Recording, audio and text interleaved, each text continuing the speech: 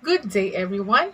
I am Ma'am Carla Joy Palaris, and we will be discussing about Health 10, specifically the Millennium Development Goals.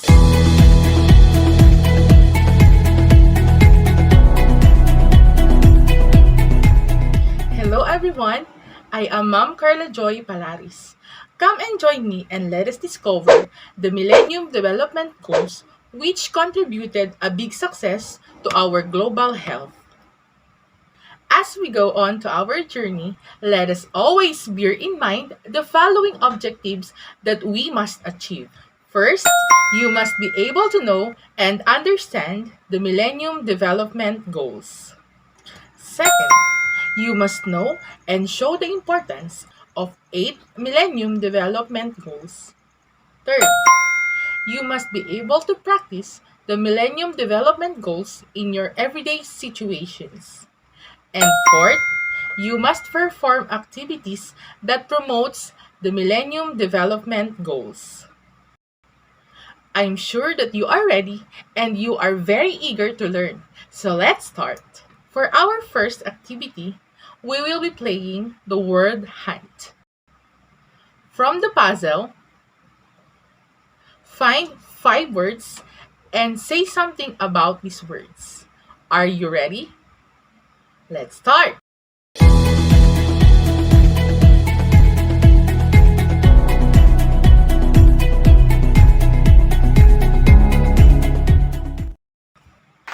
Very good. You found the word climate change. And what do you think is climate change? Climate change is a global phenomenon of climate transformation that characterized by the changes in the usual climate of the planet.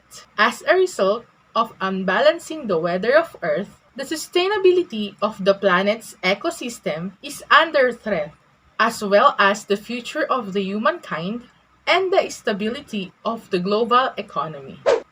Next word is vaccination. Vaccination is the act of introducing a vaccine to a body to produce immunity to a specific disease. The other term for vaccination is inoculation. The third word is tuberculosis. Tuberculosis or TB is caused by a bacteria called Mycobacterium tuberculosis. Tuberculosis is a potential serious infection disease that can mainly affect the lungs. The last word is HIV. HIV stands for Human Immunodeficiency Virus. HIV weakens a human immune system by destroying important cells that fights disease and infection. Very good. You did a very good job in our first activity. Let us now have our second activity. Let us do the jigsaw puzzle. We have here some irregular cut pieces and you must arrange it correctly to form the correct picture. And then after forming, we will going to explain the following pictures.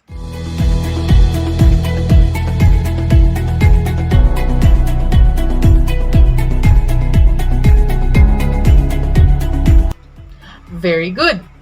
The first image form is a mother and a child.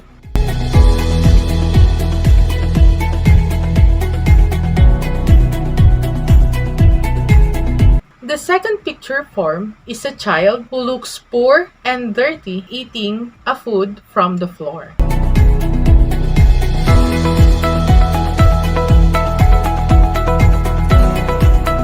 And the picture form in number 3 are 2 women. The first woman is covered with art from head to the lower part of her body, and the second woman looks very sad and has teardrops in her face. Congratulations! You have formed the pictures correctly. For your third activity, it is called Watch and Learn. A video will be flashed in this screen as you go on through the video. Analyze the message of the video and the topic being implied.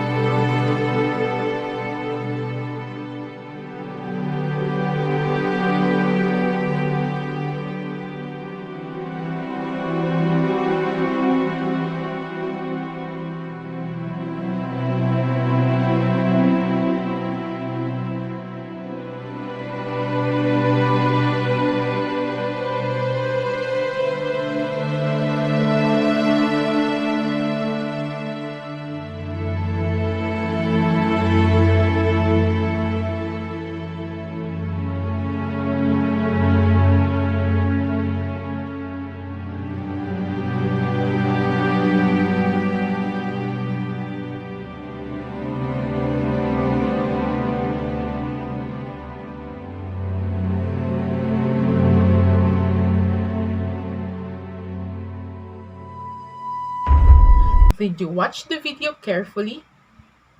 What can you say about the video? Thank you very much. Do you know that globally, the number of deaths of children under 5 years of age fell from 12.7 million in 1990 to 6.3 million in 2013? Do you know that in developing countries, the percentage of underweight children under 5 years old dropped from 28% in 1990 to 17% in 2013? Do you know that globally, the new HIV infections declined by 38% between 2001 and 2013?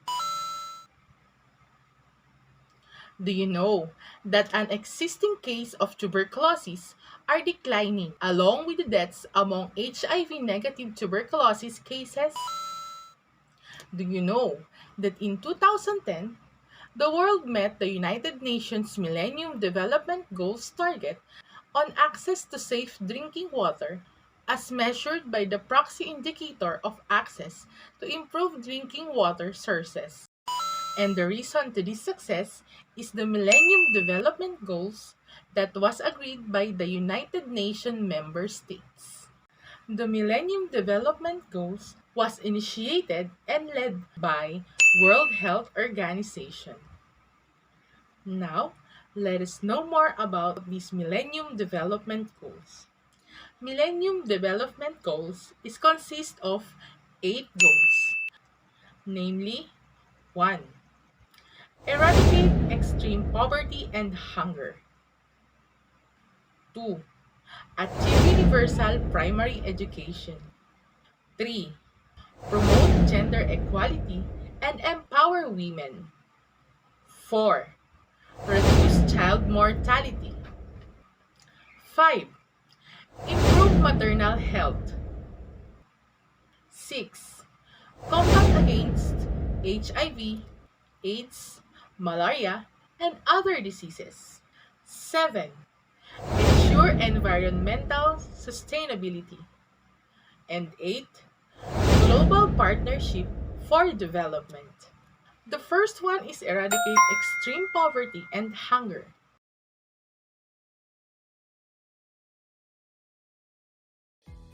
Developing countries, particularly in Africa and Asia, suffer from extreme poverty and hunger. Poverty and hunger leads to severe malnutrition, which leads to lifelong physical and cognitive damage and affects health, well-being, and the economy. Some key suggestions in eradicating extreme poverty and hunger are education, promoting gender equality, producing more jobs, investing more in agriculture, and strengthen nutrition programs for children and infants. The second one is achieve universal primary education. Persons, particularly women who are educated, are more likely to seek medical care, especially during pregnancy, ensuring proper nutrition for their family, adopting health sanitary practices, and ensuring immunization of children. As an effect, infants and children have better survival rates, are healthier and better nourished. When primary education is attained, children are more likely to marry and have their own families at a later stage of life, practice family planning, and have a fewer kids. Third is promote gender equality and empower women.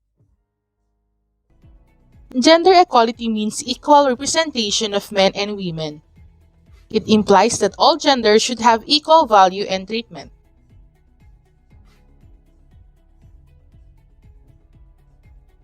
Equal gender treatment empowers women and other groups, creating opportunities in education, work, finances, and other aspects, which improves the economy and lessen effects of financial crisis. Gender equality can be achieved through early childhood development interventions, promotions of women's political rights and involvement, improve reproductive health programs and policies, and education and integrating gender equality in school curriculum. Fourth one is reduce child mortality. Programs and policies which help reduce child mortality, like improving nutritional intake, healthcare facilities and infrastructure, and other fields which improves children's lives.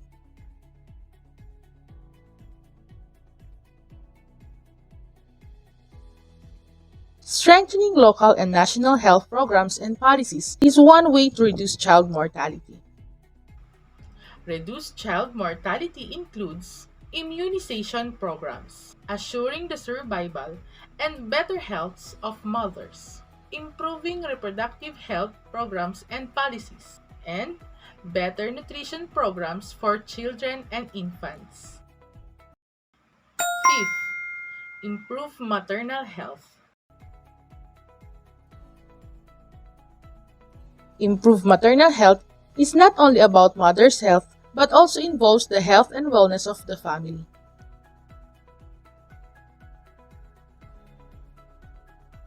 Maternal health also helps eradicate other problems like poverty, gender inequality, decreased workforce, low birth deaths, and disability of women. Some ways to improve maternal health are improve and proper nutrition for mothers, teaching the benefits of birth spacing and small families, educating young boys and girls about the importance of health, and better and improve access in hospital care like gynecology, prenatal and postnatal care.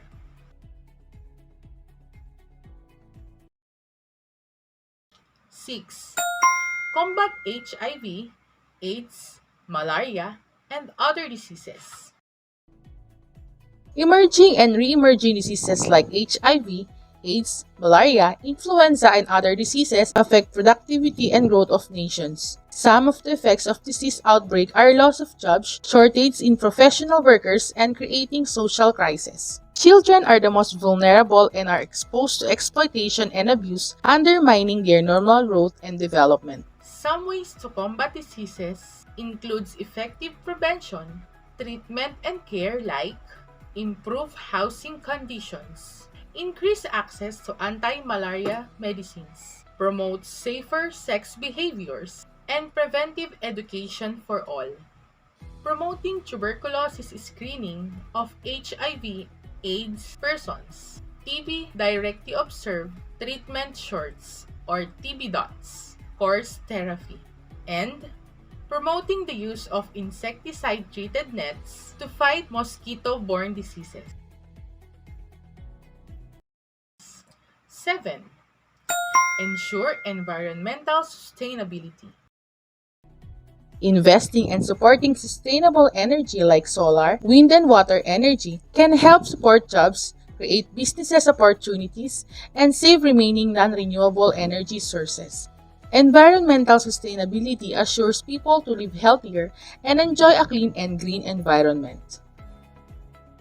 Some of the benefits of sustainable environments are cleaner air and environment, clean, environment-friendly, and renewable energy, new and aspiring jobs and business in energy, and increased access to sanitation.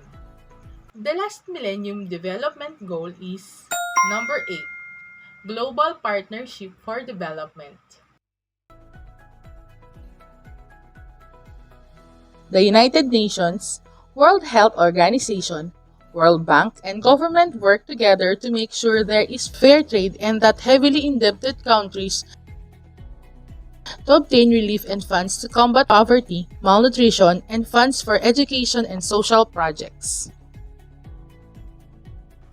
The benefits of global partnership are expanded international trade agreements, improve access to affordable medicine, reduce poverty, government debt relief, and develop information, and communication technology. Now that we already know that there are 8 Millennium Development Goals, and each of the 8 Millennium Development Goals has corresponding logos. For your fourth activity, you will tell what logo is being signified in each of the 8 development goals. Are you ready? Let's start!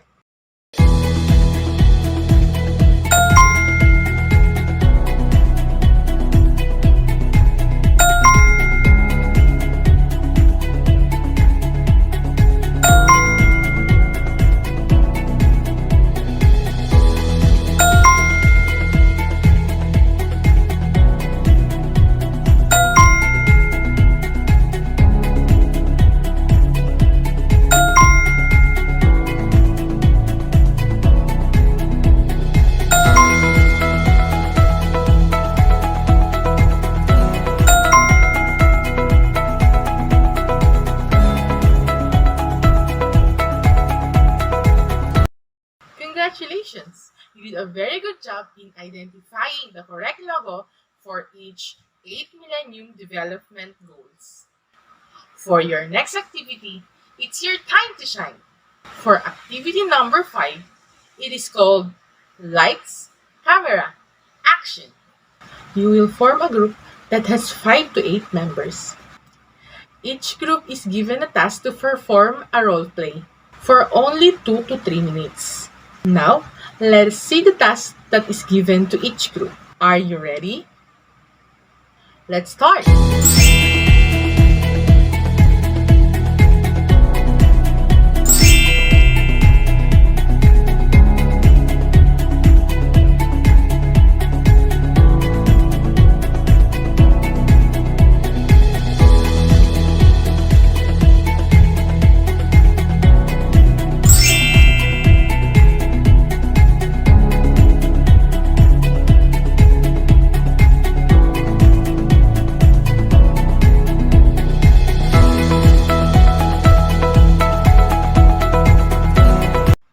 Very good. I am so happy that your performance is very lively and at the same time very educational. Now, let us capsulize everything that we have learned in this journey by doing these differentiated instructions given to each group. Since each group have different activities, a rubric that corresponds to your task is also given. You have 3 minutes to plan and prepare for your presentation. Come up with an excellent output and be guided by the rubrics. Good luck!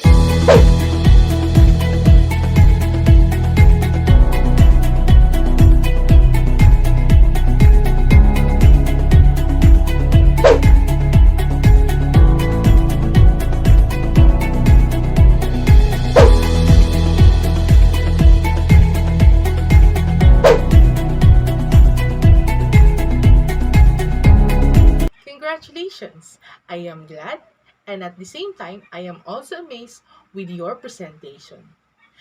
Let us give each other a meteor shower clap. I am happy and at the same time very thankful because you have learned everything what we have discussed in our journey. For your final activity, let us evaluate everything that you have learned from our journey. Get a paper and pencil and write the letter of your answer in a sheet of paper.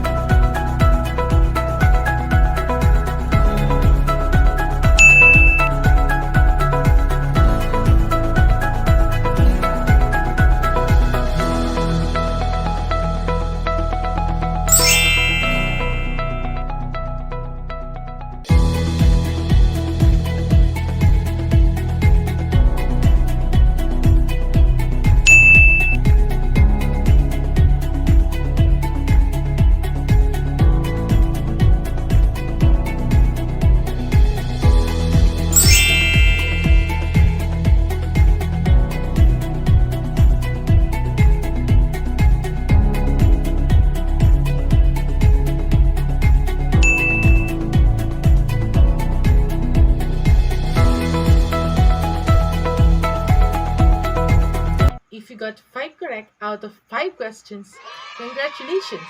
You did an excellent job.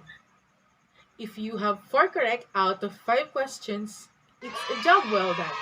If you have 3 correct out of 5 items, that is nice. Continue studying. If you got 2 or 1 correct out of 5, you can go back at the start of our journey for you to have a better understanding of our journey today. Congratulations, class! Most of you got high scores in our evaluation. Do you have any questions regarding the journey that we have today? If none, let us now move on to your additional activities. For the additional activity, kindly write 5 new words that is new to your vocabulary or unfamiliar words that you encountered during our discussion. Don't forget to write the definition.